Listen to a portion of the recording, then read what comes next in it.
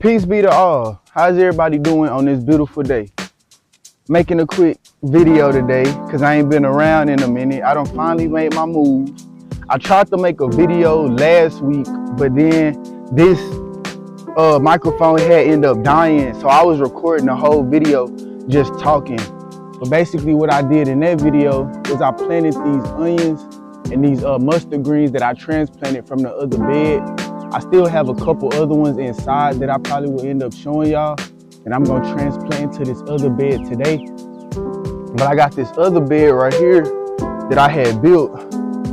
Let me know down below if y'all wanna know a cost-efficient way to build y'all own raised beds, because it's about the project and just learning how to do things. I remember when I built my first raised bed, I felt so accomplished because I was able to do it myself. Not to overtalk it or not overdo this intro, but we just gonna get into this video. Probably won't be doing too much, but I'm just gonna take y'all along on a journey that I'm having today. So right here is where, like I said, I had built this bed, and what I put at the bottom, I put cardboard at the bottom for this first year or two before it breaks down, so all that grass isn't growing through. And then afterwards, this compost and stuff will start breaking down, as well as that cardboard. It'll start breaking down, and that'll go into the soil below. So in the coming years, if I was to stay here for maybe 3 or 4 years, the soil that you're able to plant in under this will get deeper. So your carrots will be able to grow bigger.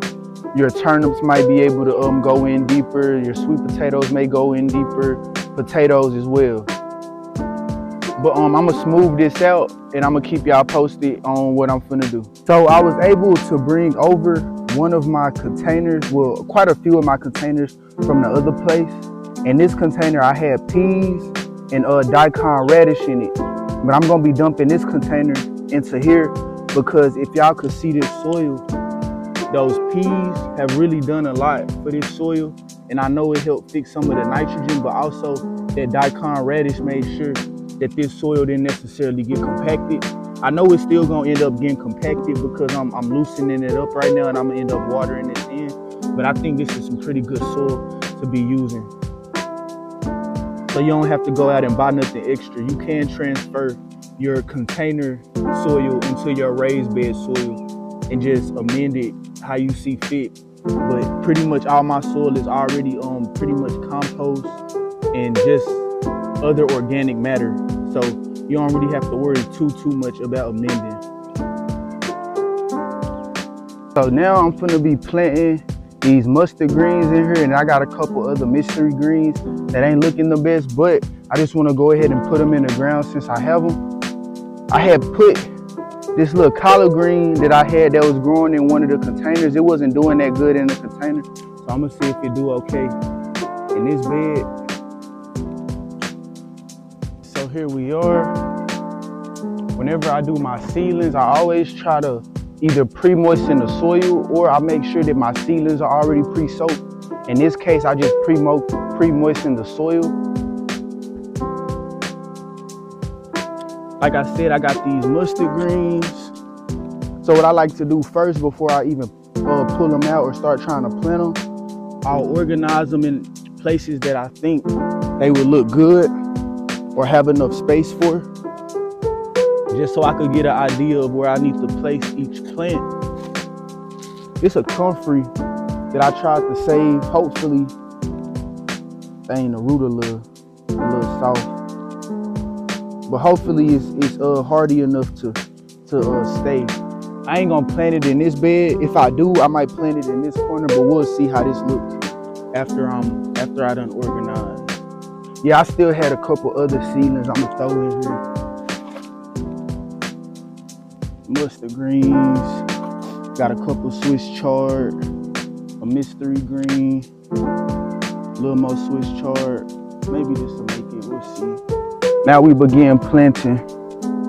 When I first started planting, I will always pretty much do everything just with my hands, dig a hole with my hands and all of that.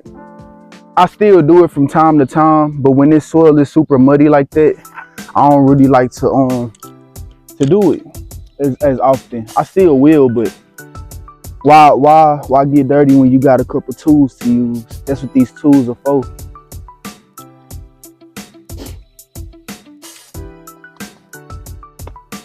It's worms in here, y'all. Look. Can y'all see those worms in the ceiling? So we already in good soil. I'm glad I'm able to introduce these worms to this brand new soil. This will be good for the whole ecosystem within the soil. Whenever I plant these, especially when they're this mature, I try to make sure that it's as even as possible around. I don't go deeper or I don't make a hill either. I just try to make sure it's even all the way around. Now for some plants, I will plant a little deeper if they're like very frail, because the wind could blow them around and you don't want that. But sometimes the wind can be good because it helps the roots get stronger. But how's y'all day going today? Hope y'all are being intentional about what y'all got going on. Hope y'all are staying positive. Know it's a lot of crazy stuff going on in this world, but don't let it get to you. If it ain't affecting your life or the people's lives around you, don't let it consume you. Also, this probably isn't the best thing to do right now because I've had these seedlings inside for about a week.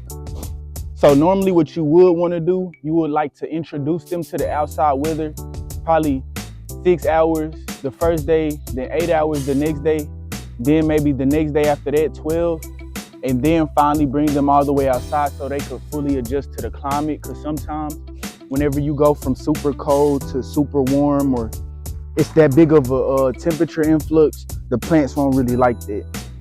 But it's not gonna be super hot here.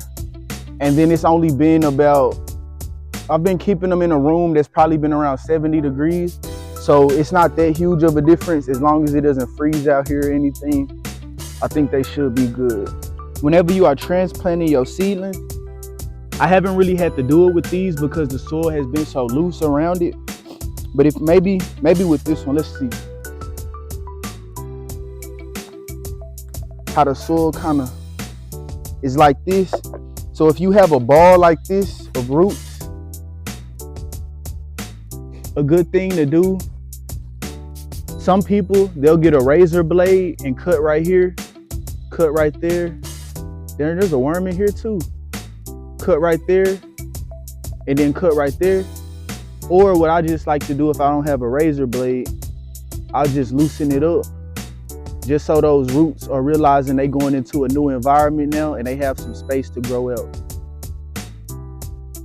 I think I have a couple more garlic bulbs in the front, so I'll probably go get those and place those in between each one of these greens as a little bit of pest control.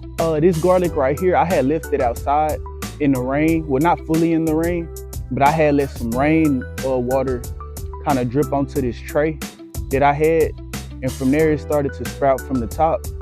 Another way you could start these, you could also just put these directly in the ground, but I just do this sometimes just so I can know which ones are actually gonna come through or not. When you plant your garlic, make sure you're not planting it too deep. I only like to go to about there, and that's just because I have a whole lot of experience with my garlic rotting. So I try not to plant it too deep, just so it has enough space above ground and below ground to get bigger, but also so it's not soaking in water. So I done found a Swiss chard. It has a dandelion in the same pot that had came through. I just kept letting it grow because I do want some dandelions. And like I said, especially with these, whenever I transplant stuff, especially if I'm like directly transplanting it in the same day, I'll try to loosen up a lot of these roots so they understand that they're going into a different environment. What do you all use for watering y'all garden? Like, I try to use rainwater, and then I use, you know what I'm saying, the city water when I don't have the opportunity. But whenever y'all use y'all city water, do y'all have a filter on it? Or are there any other precautions y'all like to take whenever it comes to using the city water on y'all plants? I also like to get these dead leaves off too whenever I'm transplanting. I should have did this before I pulled it, but we're gonna see how this work out. We got two Swiss chard plants. We got two Swiss chard plants and a dandelion.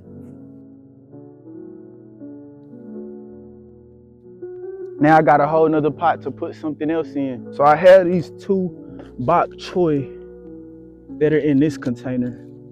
I think I want to try to dig these up because they trying to bulk. So we'll just see if they could do something in here. Put that bok choy right there. And so the last and final thing that I always like to do with a new bed, throw some mulch on there. Mulch is good in every season. Takes the load off of you, as well as helps your plants maintain that moisture and regulate the temperature of the soil. It also helps your leaves from not being soaked into the ground, because the soil most of the time will stay moister. So this puts a barrier between your leaves and the soil, so you don't have to worry as much about like diseases stemming from your leaves being too wet. For this, whenever it comes to mulch, I really just use the most cheap organic thing that I could find. This just so happened to be Texas native cedar mulch. Sometimes I'll show you the other bed that I did do it to, but sometimes I'll add a layer of mulch and then I'll add like a small layer of compost on top of it. And whenever I'm watering it in, that compost is feeding that soil as well as a top dressing. But that's pretty much it for what I'm gonna be planting today. I'm gonna take y'all on a quick, small little tour of what I still have growing on. Try to clean up my area whenever I'm done gardening, but sometimes I'll be in a rush. But make sure that y'all picking up y'all tools up off the ground and stuff like that. Don't leave y'all tools out in this soil to rush. Take care of your tools will take care of you. All right, so now let's get this tour started. So right here is just a bed with onions.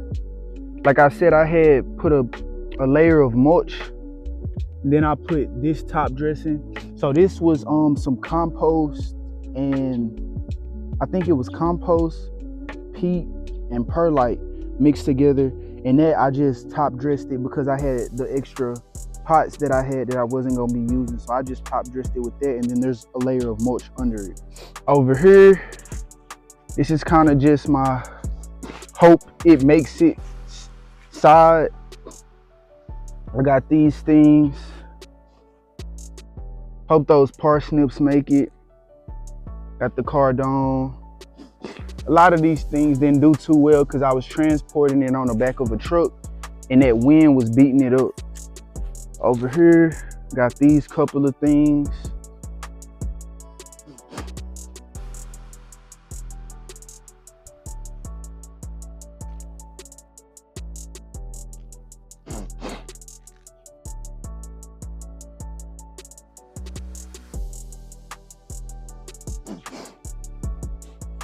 So I want to thank you all for watching. I'm gonna just leave y'all with this. Each day you wake up, there is an opportunity. There is an opportunity for something so beautiful to occur at the hands of you or at the hands of the people around you. Spread love, not hate. Spread joy, not confusion. And just remember, it's a beautiful day to garden. Draining all your energy, better pull them like a weed. Undefeated in life, shit, I sprouted like a seed.